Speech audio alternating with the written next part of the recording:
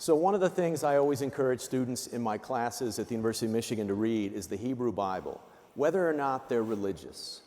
Because in the Hebrew Bible, there are what we call the 7 metals of antiquity that are mentioned by name: gold, silver, copper, tin, mercury, iron, and lead. And those 7 metals, if we think about their supply chain in ancient Mesopotamia, literally created the cities that we now look at on a map of the current and the ancient Middle East. If you read the Hebrew Bible, wheat is mentioned 38 times by name. And wheat is used as a sacrifice to God in the Hebrew Bible. And there are commandments throughout the Hebrew Bible, Leviticus, Ezekiel, Revelations, that tell us to plant wheat and other grains, spelt, barley, millet, rye. Plant those grains, store the produced grains for people to eat, to give to the masses. Population at that time globally was at best maybe a few 100,000 people. Our population today just exceeded 8 billion people. India alone has now more than 1.4 billion people. China, 1.4 billion people. And all of the ecologists who model population growth, they tell us convincingly that the human population will continue to increase, and maybe our carrying capacity will be reached by 9 billion or 10 billion people. What we know is that's going to require innovation in how we farm food, how we farm grain where we consume that grain directly as a vegetarian, how we use that grain to feed the animals that we eat as steak for Maria and Nick. And it's going to take innovation not only in farming on land, increasing the yield per hectare. It's going to take innovation in how we get all of that grain from the farm to the consumer. That supply chain is extremely critical to ensure that those of us who are blessed with the ability to have all of the food we want can continue to have that food, and for roughly half the people on the planet who need more nourishment by way of wheat and other grains, getting that food to them. So Rob and I are extremely excited to introduce 2 gentlemen from Australia, Ben McNamara and Mick Daw with CBH Group, who are doing the innovation that makes the supply chain of all of this grain possible for all of us around the world. So welcome to the stage, guys. Thank you for joining us.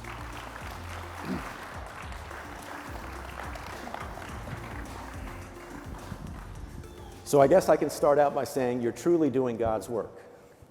Yes, and there's, aware of that. You learn something every day. There's truth to that, right? So tell us about CBH Group. Tell us about who you are, who your stakeholders are, what intrinsically motivates the work that you do. So CBH is an iconic organisation in Australia. We're based in Western Australia. We're a cooperative. We're Australia's largest co-op. We've got 3,500 members. Those are the farmers dotted throughout the grain growing areas of Western Australia, and they basically grow those crops that you mentioned, but wheat, barley, canola and some oats, pretty much in that order. And then they deliver that grain to some 120 sites that we have dotted throughout the state. We move that grain to 4 ports by trains and trucks. And in Western Australia, we store around 90% of the crop. From there, we buy about half of it with our marketing and trading business. And we export that grain to many countries, around 30 countries, 200 odd customers around the world.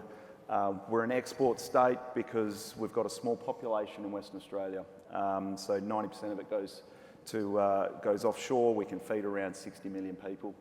And we've got some fertiliser business. We import fertiliser and then distribute that to the grain growers of Western Australia. I think what's been remarkable in watching some of the presentations earlier, Perseverance and ingenuity are two words which are synonymous, I think, with the ag sector as well. What we've seen in the last 10 or so years is the crop size increased massively. So a big crop 10 years ago was around 10 million tonnes. Our most recent harvest was 24 million tonnes.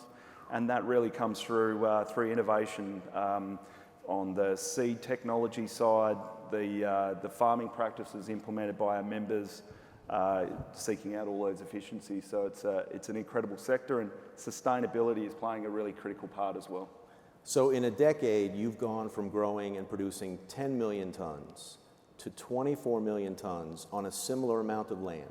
Similar amount of land. It's about 9 million hectares. What's that? 25 million acres. So the yields have doubled pretty much, yeah. Wow. And can you give us a sense of how that's happened? What are farmers practicing on the ground that's different, that's allowing them to increase the yields significantly? Maybe I'll get Mick as our Chief of Operations, just talk a little bit about that.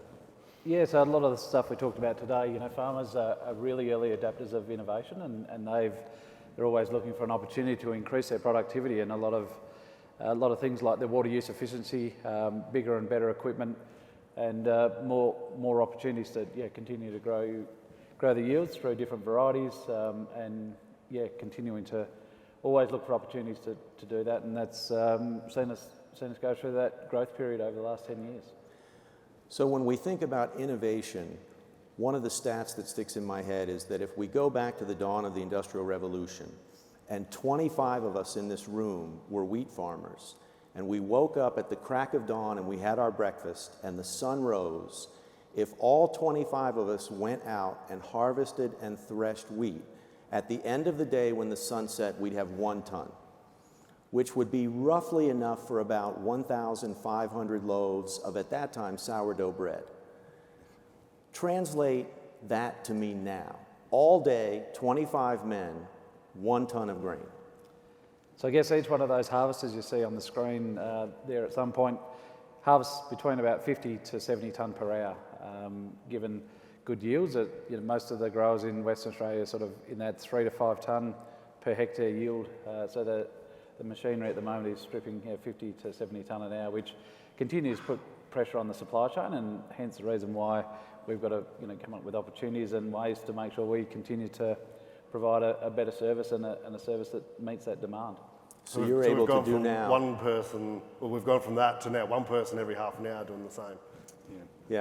Yeah, with almost the same productivity per minute. Yep. Wow, I mean, that's truly remarkable. You put all that together, those 3,500 growers will deliver us 600,000 tonnes of grain in 1 day. Wow.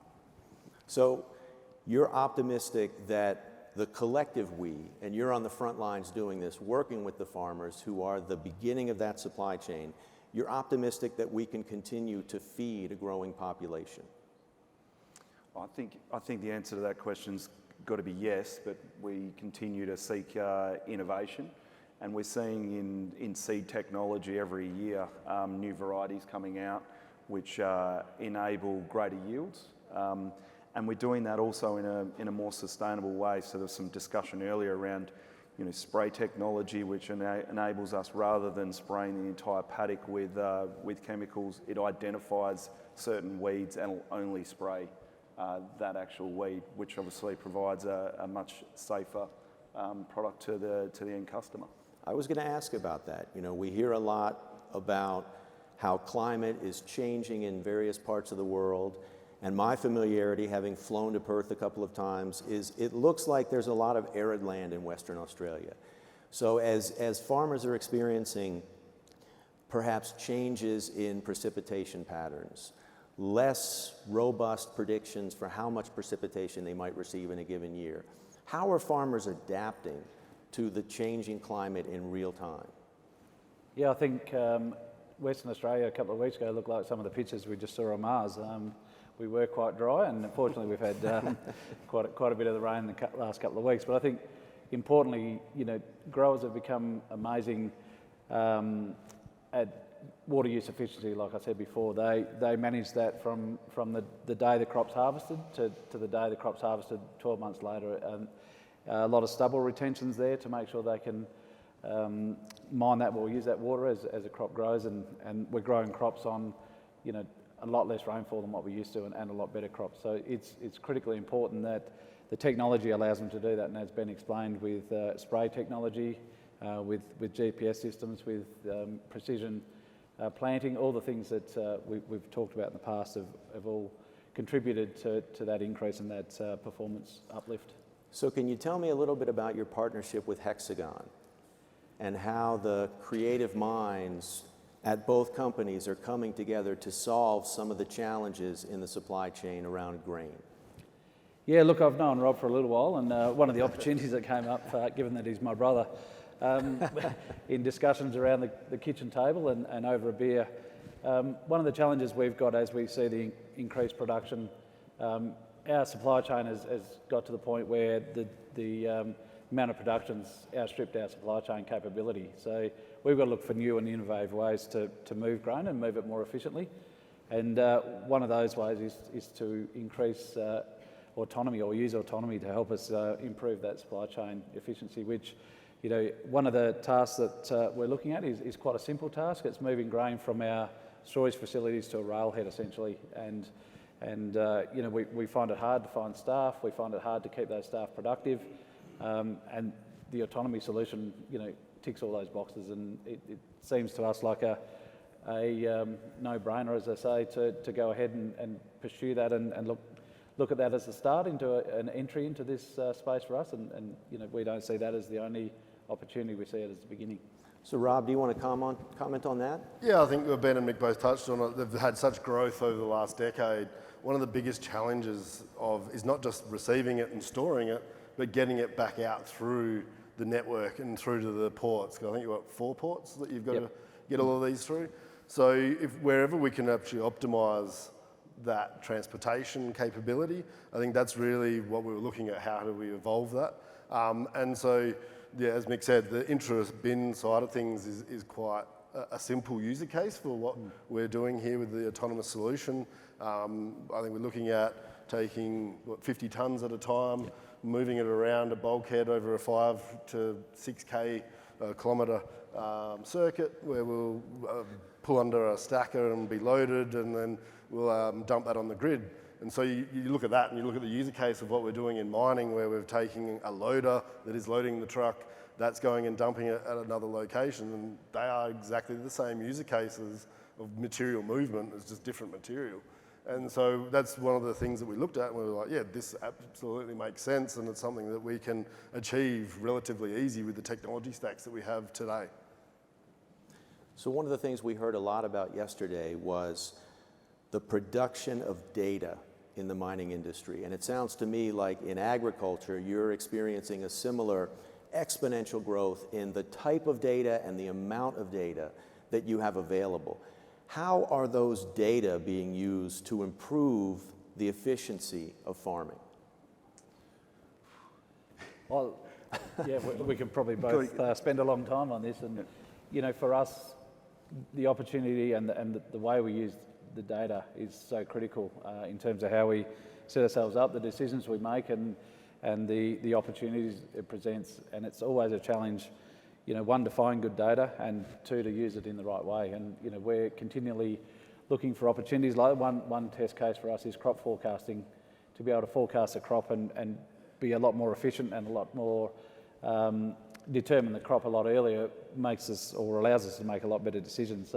So we're looking at ways to continue to improve that. And Ben, you've probably got a heap of other cases as well. Yeah, I think it's about layering it, so it's not just data. You got to turn it into information, so you can actually make smarter decisions off the back of it. So I think that's always the challenge. There's so much information out there. It's also around how and where you store that. As part of our digital transformation, we're also working on sort of putting the foundations into our systems around SAP and also our trading platforms as well. So it sounds like there are a lot of commonalities working in the mining industry, working in the agricultural industry. You know, what are the key challenges that you two see in agriculture over the next 5 to 10 years? What are the sort of cogs in the wheel right now? What strategies do you have in place to improve efficiency, getting grain to port, getting it out on the oceans, getting it to where the people need it? Yes, so I think our strategy is essentially to double our export capacity of our supply chain. So today we can reliably ship around 1.6 to 1.7 million tonnes of grain per month. We want to be able to ship 3 million tonnes by 2033. The challenges in doing that is labour, so it comes down to people.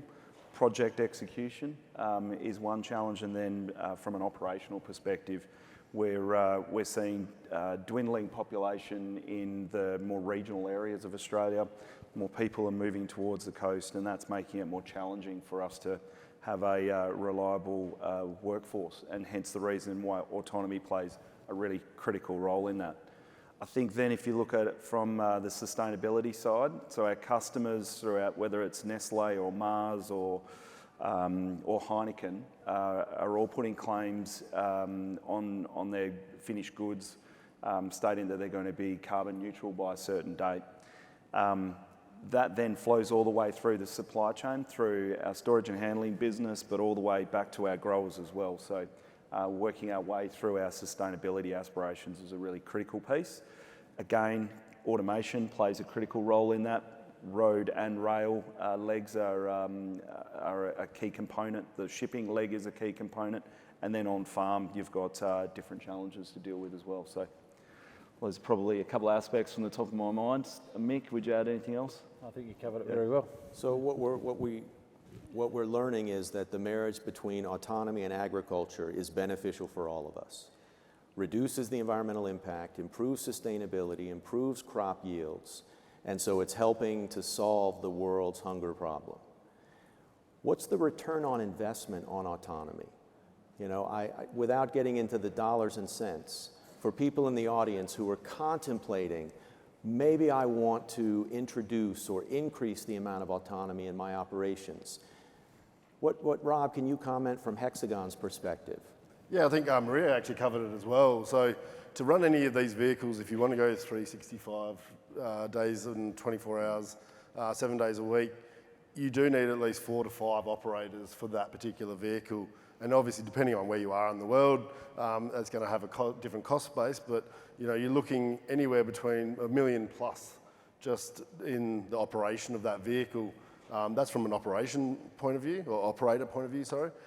Then you add things in like the diesel consumption and what we're saving there. So, you know, what we're seeing at the moment is somewhere between 10 to 12% efficiencies on the diesel usage, just through it being autonomous. So not having the operator, you know, pump the pedal and slowing up and or accelerating and deaccelerating too hard and these sorts of things. And so, you know, we're getting more and more efficiencies, more and more financial gains and return on investment as we evolve the solution. So lowering cost, increasing yields, Yep. better for the environment. Yeah, and I think better safety outcomes as well is probably the piece that you would add on top of that. So whether that's on site or whether that in the future is on some of our major highways. So as the task increases, we've got many more trucks on roads, and we believe this is a safer outcome as we move forward.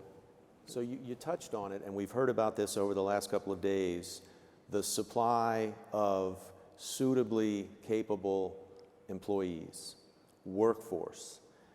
Can you give us an example in Western Australia of how you might be trying to attract younger talent to work in agriculture?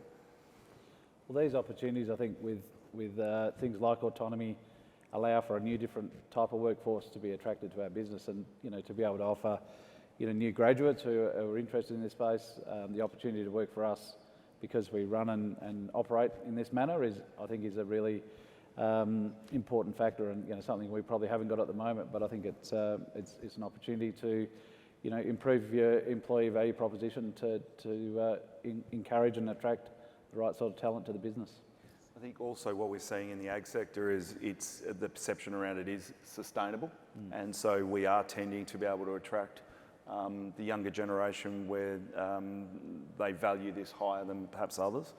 And I think then in the most basic form, it's working through schools and universities in Western Australia. So it's been said that an invention is something that we didn't know we needed. You know, the best invention is something we didn't know we needed. If you think about, you've gone from 10 million tons, 24 million tons, and you're looking at 30 million tons within the decade. What are sort of your on your wish list, things that you would really like to see in agriculture on top of what we've already talked about? Well, I think the number one would be crop prediction. So understanding the size of the task that we need to handle is one of the most critical elements. So this is understanding how much wheat, how much barley, how much canola in which paddocks or fields dotted throughout the state of Western Australia. That gives us a better understanding of the services that we need to provide to our members. I think that's a critical component. Mick? Yeah, and to continue to grow these opportunities. I guess this is, you know, the seed that we're sowing in Autonomy, and, you know, to see that grow and opportunities to then start to, you know, deliver grain to port rather than just around on site is the exciting opportunity for us. So technology then, machine learning, artificial intelligence, that's going to be pivotal in terms of being able to predict crops based on climate, based on your ability to farm, to cultivate, to produce, to ship. Critical. And I think, you know, we've already done some work in this space around mapping out paddocks with our grower members throughout the state. We've provided apps to be able to identify what grain is harvested in a certain paddock and what site that's being delivered to. As we move forward, we'll move into visual analysis of those samples, and then starting to overlay that with weather and, you know, as you say, with the AI to start to predict not only quantity, so the yield, but also the quality of the grain in that field. Wow. Well, Ben, Mick, Rob, I appreciate you taking the time to talk with us today about innovation in agriculture, and I think it should make everybody in the room optimistic. We'll continue to feed the world's people. We'll do it well. We'll do it with less impact on the environment. And so this is an excellent way to end this morning's session. We'll take a break now for lunch, and we will reconvene at 1:30. Part of the discussion this afternoon will focus on DEI, diversity, equity, and inclusion in the mining industry. So please enjoy lunch and meet us back here at 1:30. Thank you all. Thank you. Thank you.